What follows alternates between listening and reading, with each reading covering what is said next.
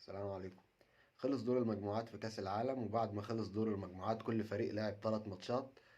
بانت وظهرت الرؤية مين الفرق اللي ممكن تكسب البطولة فعلا، ومين الفرق اللي ممكن يعني ما تكملش فيها، توصل لدور الثمانية أو دور الأربعة وتطلع.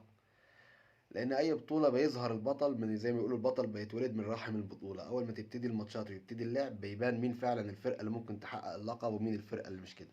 ففي فرق كتير كانت ممكن تبقى مرشحة، لكن لما ابتدت البطولة ظهرت على حقيقتها ولعبت ان هي مش قد كده. زي فرقة المانيا مثلا. فرقة المانيا الكل او في ناس كتير جدا كانت متوقعة ان هي تكسب البطولة، لان معاها مدرب كبير، مدرب اللي كسب برشلونة 8-2، ومعاها سكواد قوي وتشكيلة قوية. لكن طبعا كانت المفاجأة ان المانيا خرجت. بس اللي بيتفرج على ماتشات البطولة ال3 ماتشات يعرف ان المانيا فعلا مش هي الفريق اللي مش بس يكسب البطولة، ده مش هي الفريق اللي تصعد اصلا من دور المجموعات. في النهاية المجموعة بتاعتها صعد اللي يستحق، اللي هو اليابان الاول واسبانيا الثاني. فقبل البطولة يعني عايز اقوله ممكن تبقى مرشح الفرقة دي، شايف ان الفرقة دي قوية، شايف الفرقة دي ممكن تنافس. لكن في النهاية دايما انا بأجل ترشيحاتي وتوقعاتي لغاية لما يخلص دور المجموعات، لان ساعتها بيبقى ظهرت كل المستويات على حقيقتها، وكل فرقة ظهرت على ارض الملعب شكلها عامل ازاي. فكان في فرق في توقعات عالية وفي حاجات عالية كتير عليها، بس في النهاية ظهرت ان هي مش قد كده، زي المانيا وزي بلجيكا مثلا. وفي فرق كانت مفاجأة، زي اليابان مثلا. ما حدش كان متوقع اليابان تكسب اسبانيا وتكسب المانيا وتعمل البطولة حلوة زي كده، وانا بقول لك اليابان ممكن توصل لدور الثمانية كمان.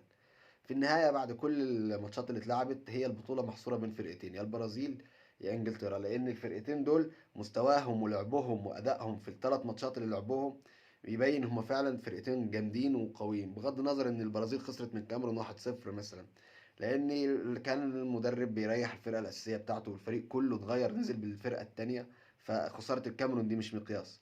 زي فرنسا برضو بالنسبة لها خسارة تونس برضو مش مقياس.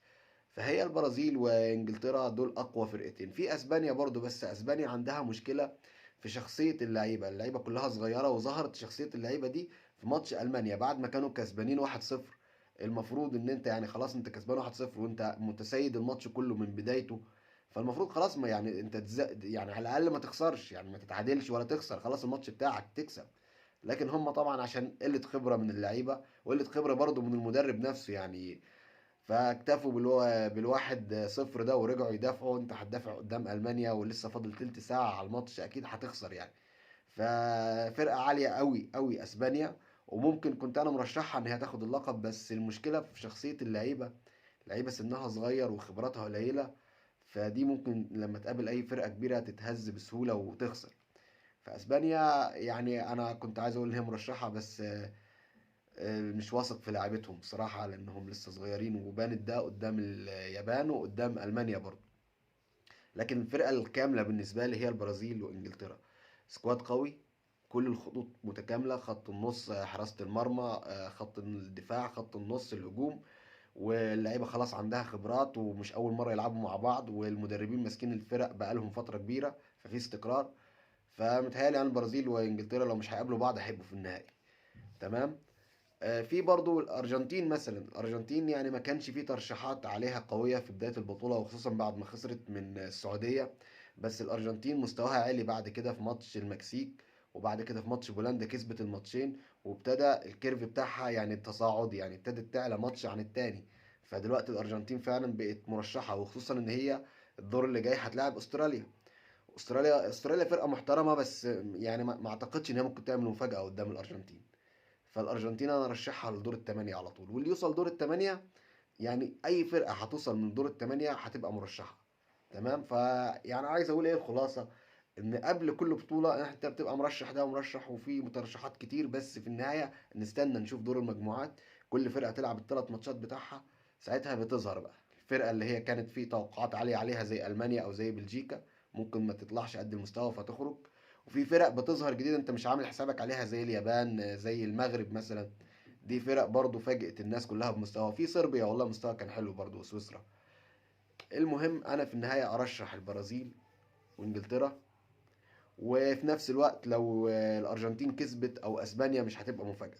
الارجنتين ممكن تعملها بس صعب يعني شوية. هو البرازيل او انجلترا، وممكن المستوى التاني اسبانيا او فرنسا، لان فرنسا قويه جدا. بس المشكله فرنسا عندها غيابات، يعني غيابات فرنسا بوجبا وكانتي. يعني لو بوجبا وكانتي موجودين مع فرنسا في نص الملعب كانت فرنسا خدت البطولة دي من قبل ما تتلعب أصلا.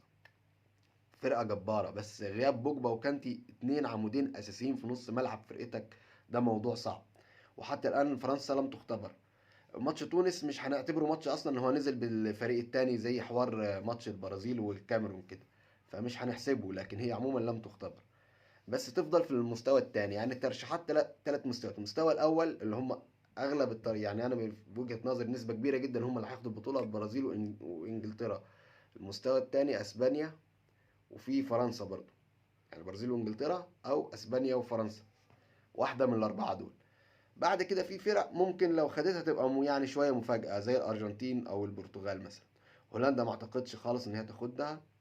وفاضل مين تاني؟ يعني مفيش حد تاني، هو البرازيل او انجلترا، لانهم اجمد فريقين فعلا يعني. واتمنى واحد فيهم اللي ياخد البطولة. بس. وده اللي كان عندي النهارده، والسلام عليكم.